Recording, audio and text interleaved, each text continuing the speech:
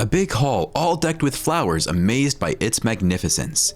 Its very air was filled with luxury. Clara was looking around the hall, walking backward and forward. She got carried away by the folder with photos as if checking for compliance. Clara was pursing her lips so much that they went white. She would always do it when she felt dissatisfied. I don't like these white roses. It is so simple-minded. I told her that they should be red. She didn't listen to me. The woman got angry, recalling the time when her daughter-in-law had insisted on decorating the hall with white roses, and she just didn't want to argue for the 10th time, so she kept her opinion to herself. And these horrid white curtains. Dear God, was it so hard to listen to me? Lady, please, play the music that will be on when the guest will enter and wait for the bride and groom. Clara gestured toward the wedding planner. The poor planner was about to hang herself just to be done with this cooperation. But if you start something, you have to go through with it. The planner promised herself to get drunk as soon as the wedding is over. Although, she had nothing against the couple itself. It was the groom's parents that were driving everyone crazy. The woman put on a calm, pleasant background tune. Clara made a grimace again. Awful! Find another one as soon as possible. A more vibrant, more interesting one. Did you get stuck in the 19th? A wedding is first of all a cue, and then a feast. You said you were professionals. What's your problem? The woman said, circling her temples with her finger. She got out of the banquet room to talk to the planner privately. For almost an hour, they discussed the changes that should have been made within 24 hours. The planner felt that she was literally going crazy. These were the most demanding and difficult clients she could remember. The wedding was indeed supposed to be luxurious. A huge amount of money was invested into it. But the planner woman decided that all this trouble wasn't worth any money. Her eye was already twitching at the mere mention of the groom's parents' initials. She sat down on a bench and almost cried, feeling terribly exhausted. Clara got in her car and went home. A full refund. She hadn't expected that they'd have to change everything right before the wedding. Tomorrow, their son is marrying Ava. To be honest, Clara was against them being together from the very beginning. Clara thought that the girl was too common, whereas they wanted to blend families with someone more well-born. But their son didn't listen to his mother, so they gave up and decided to organize the wedding themselves. They took half of the amount from the bride's parents, so that they could make their contribution to the wedding, but refuse any other help. That being said, they never personally met the bride's parents. They talked over the phone a few times, and that was pretty much all the communication they'd had. Clara wasn't exactly eager to meet them, but now it seemed like the only option left. She'll have to sit at the same table with them, put on a smile, and pretend to be happy to see them. Clara parked her car near an apartment building and got out. She felt so tired that her legs were giving away. All of these wedding preparations were making her exhausted. She walked into the apartment, threw off her high heels, changed her clothes, and went to the kitchen where her husband had already put the kettle on. She kissed him and sat on a high chair with a comfortable back. Can you imagine that they've still decorated the hall with those pathetic peony-like snow white roses? I asked her a million times to change her mind and use the scarlet ones, or at least roses. No sir, she needs them to be white. Dear God, and that's the bride that my son has chosen for himself. But that's not how we raised him. I was so hopeful that he would get together with Isla. I was waiting for a miracle to happen. And he brought this commoner and said, Mom, Dad, I'm getting married. He just informed us about what he had already decided. Clara was getting angry. We don't even know who this commoner's parents are. If they come dressed inappropriately, I'll make them turn around and go away. I won't let them ruin the wedding and make fools of themselves. We'll have such important people invited, they'll just make us look bad. You're right, darling. I would do the same. They didn't have any trouble paying half of the money for the wedding, but I think they most probably took a loan just to reach our level. And about Isla, she was a really good match. Her dad is unbelievably rich, and we are running out of our funds. I was also hoping that our son would fix our financial situation, but it is what it is, William concluded. David, being the headstrong person that he is, decided to marry that girl. Let him be left without money. His business is a bubble anyway. Who needs these term papers, test papers, and theses? His website will go down soon, and all his employees will leave him. Some business he has, the man said, frustrated, pouring some tea for himself and his wife. Their conversation got interrupted when the door opened and their son and his bride entered the room. Clara put on a smile and greeted them. Just moments ago, she was talking behind Ava's back, and now she was smiling and pretending to be happy to see her. They sat around the table and started the upcoming wedding. The bride was noticeably worried about the events. My mom and dad will only be able to make it to the last flight, so they'll be able to come by the time the wedding will have already started. I miss them so much, she said, smiling. The thought of her parents coming was making her calmer. She looked like she was shining from the inside. She pulled the mug toward herself and continued. We picked up the dress today. I tried it on one more time. It's perfect. I will look like the white roses in the hall. We've even picked the exact matching color. It's so delicate. Darling, I went to the hall today. Those peony-like roses look terrible. I asked them to replace them with scarlet red ones. This way, it'll look nobler, nothing like rural glamour, said a woman with a self-satisfied grin. And the tablecloth will be changed from cream to white. I've also made some changes to the menu. I came back from the banquet hall an hour ago. Mom, if you failed to notice, it's our wedding. Ava specifically picked her dress to match the hall decorations. It's her day, everything is for her, said David, looking at his mother severely. She took his bride's hand so that she doesn't cry. Ava was obviously really sad after what his mother had said. There was a lump in her throat that made it impossible to say something, so she was looking down and keeping silent. David continued. We wanted to organize everything on our own, as we would like it to be. But no, you took it upon yourself, and now you are ruining the wedding for my future wife. Mom, you can be really unbearable when you think that only your opinion matters. I never fail to be amazed by your arrogance in everything, even in the things that are not of your concern. That's it. Thanks for the tea. We're done talking. Let's go home. He took Ava's hand and they got out of the apartments. They went down to the car and drove away immediately, leaving David's mom and dad perplexed. The woman lifted her eyebrows in a question and shook her head. She didn't take her son's words seriously. Ava was so upset that big tears coming from her eyes were falling on her light trousers, leaving round dark stains. She's always dreamt of creating this fairy tale-like wedding with pastel colors. She was anticipating that moment from the day David proposed to her. The next morning, Ava was standing in front of a mirror having her bride's preparations photo shoot, whereas David was having his. They haven't met since yesterday, and now they were about to meet officially as a bride and groom. Several photo shoots were over, as was the civil ceremony. There is only a festive banquet left. Ava was so unwilling to go there, she just wanted to turn around and refused to go. She entered the hall and got even more upset. Right where she had lush peony-like roses bouquets, now scarce bushes of small red roses were installed. It looked horrifying. Ava was devastated, but her groom's mother was more than satisfied. She was so full of joy that even giggled a little. Ava got a message and went down. Clara followed her. They went outside and Claire was shocked by the looks of the man and woman wearing simple clothes.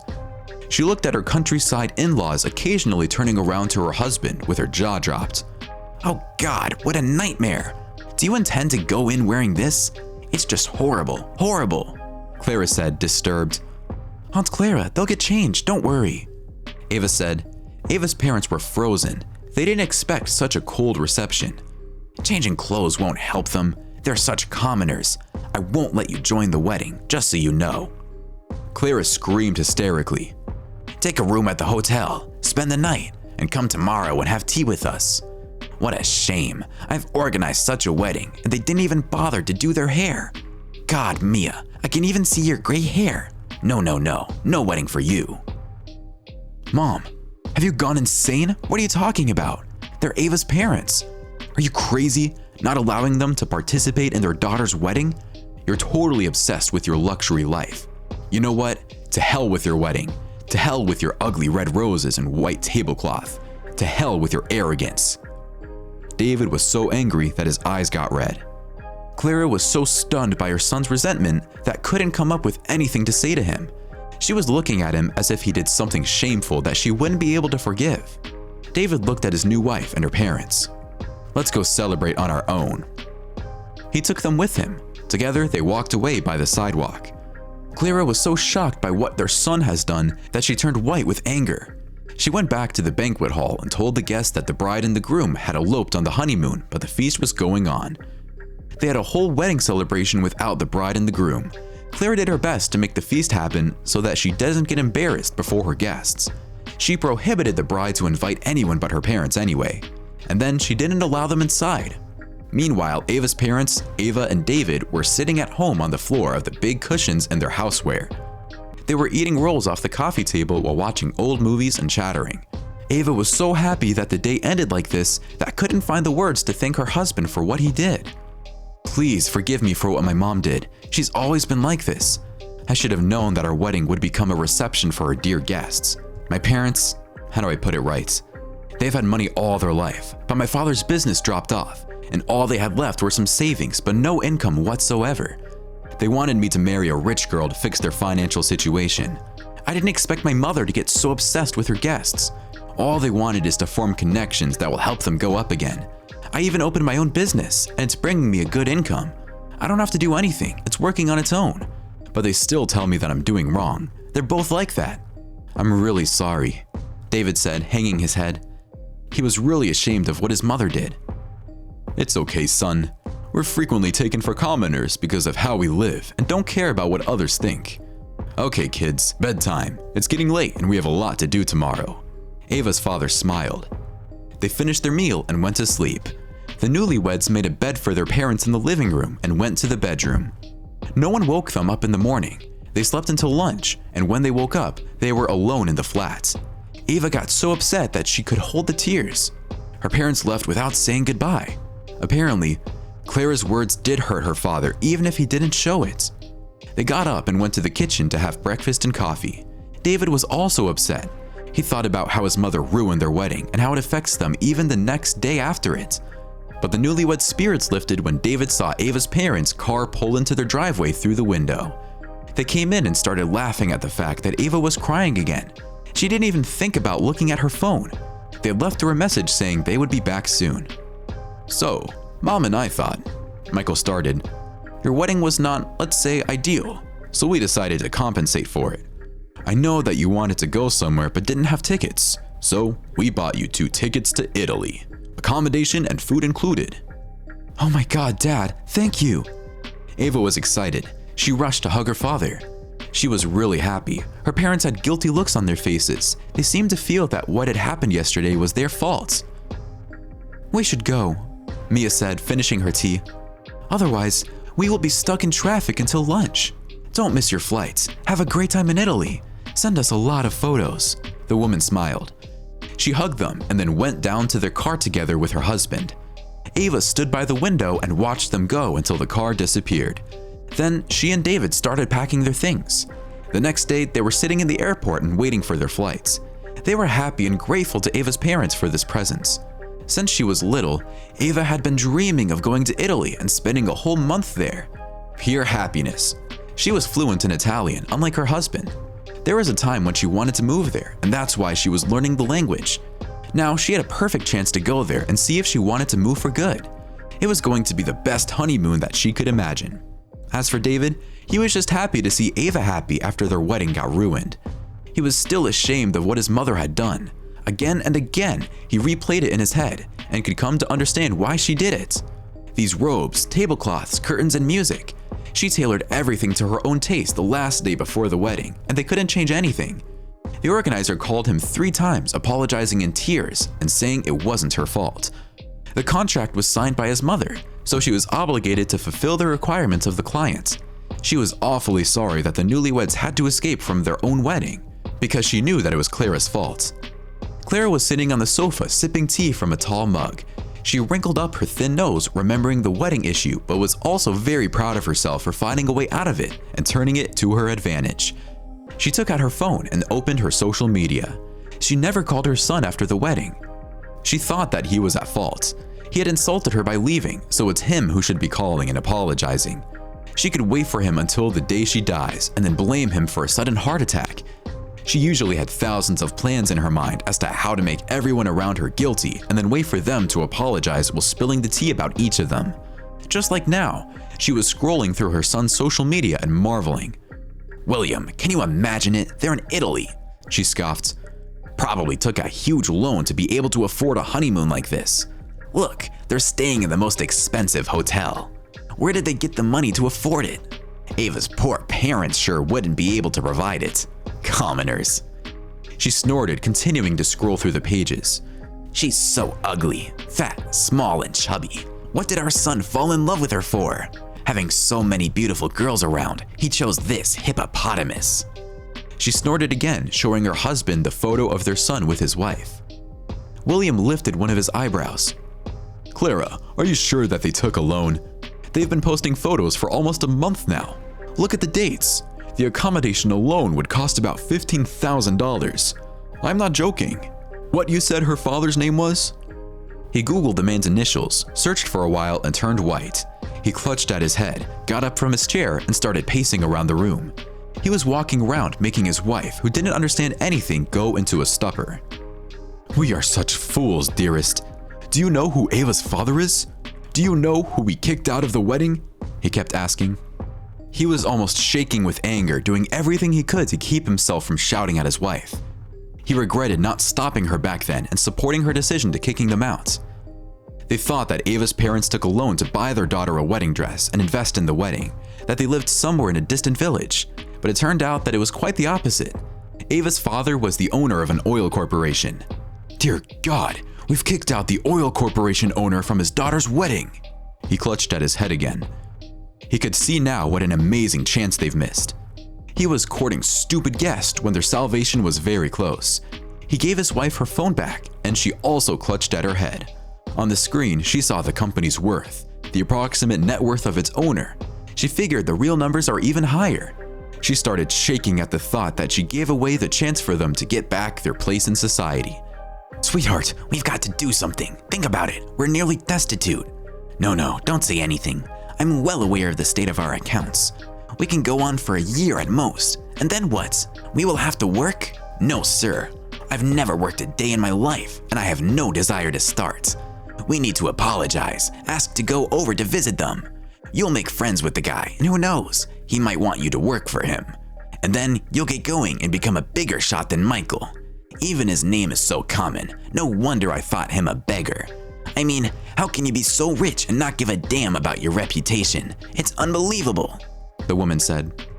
Her inner conflict was going on. She continued drawing up a plan that would get them to become a part of this successful family that they so ridiculously pushed away. Clara didn't want to work, didn't want to lower her requirements and appetites. That's why she was ready to use every possible trick to win back her place in the polite society. This had always been more important to her than anything else, and now that there was a chance, she would surely take it. When Ava and David came back from their honeymoon, tan and happy, the first thing Clara did was to call them and apologize repeatedly, saying that she understood that she was wrong. Ava was doubting her sincerely, but she also knew how important it was for David to maintain a good relationship with his mother. Moreover, Ava's parents were really happy to have a second take at mending fences. After all, they were a family now. Do you think your parents really want to make peace? Ava asked David while unpacking their stuff. They'd just moved to a new house that Ava's father bought as a wedding gift. It was a big mansion with a magnificent yard and a garden. Ava fell in love with it at first sight. It was about a 30-minute walk away from her parents' house. They could visit often. You want to know what I really think? I think my parents have finally figured out to look up your father on the internet. And now they want to become a part of the family so that they can win their place in society back. But I know my parents too well. Whatever they do is either for money or reputation. Nothing else matters as much to them, David confessed. They spent the whole day unpacking, and in the evening, they changed their clothes. Ava put on a light sundress and sandals. Her husband picked up light shorts and a t-shirt. It was warm outside, although it was afternoon. They were walking down the road surrounded by beautiful houses. It was very beautiful and cozy there. As they were getting back to their house, they saw David's parents' car pull into the driveway. David's parents had suddenly become all sweetness and lights. They were all goodness, smiled, tried to find topics for conversation, and praised the house and its yard, but they didn't seem to have enough patience to keep this mask on. So soon, Clara broke down. You know, having your fortune, I wouldn't live like that. Sure, it's an elite housing development, but it's still a shame to have your money and live within the country. Ew, she said. We just live like we want to live, and not as others would have us, Michael replied. When you have really much money, you lose the desire to be liked by others. We can afford to just live without showing off just to keep the bar." "I can see that, and you raised your daughter to be just like you," said Clara, smirking. "I won't allow you to say anything offensive about my daughter and how we raised her. If you don't like our lifestyle, no one's asking you to stay. You've already ruined my daughter's wedding. Now, you want to make her upset again? I won't let you," Maya said calmly. Clara stood up and defiantly walked towards the car. Her husband stayed at the table looking at his niece. "Sorry, she can be tough. I'm really happy that we're a family, and Clara, she'll come along and get over the fact that everything didn't go as she planned. Again, I'm sorry that everything turned out this way." William apologized again and again, standing up. Soon after, their car started driving down the street and disappeared behind the houses. Ava's parents looked at each other and laughed. It wasn't the first time they met people like this, and each time would make them laugh. The four of them were sitting around the table and chattering away. Ava's bad mood and nervousness were gone. David finally relaxed. They talked, played board games, and had a great time. In the evening, they decided to barbecue and have a picnic in the apple orchard. Ava was happy that she married David. One thing she couldn't comprehend, though, was how he grew up to become this good, kind, and compassionate man having these parents around. The groom's parents saw their countryside in-laws and kicked them out of the wedding so that they don't embarrass them in front of the guests. Later, they learned who the bride's father is and were shocked.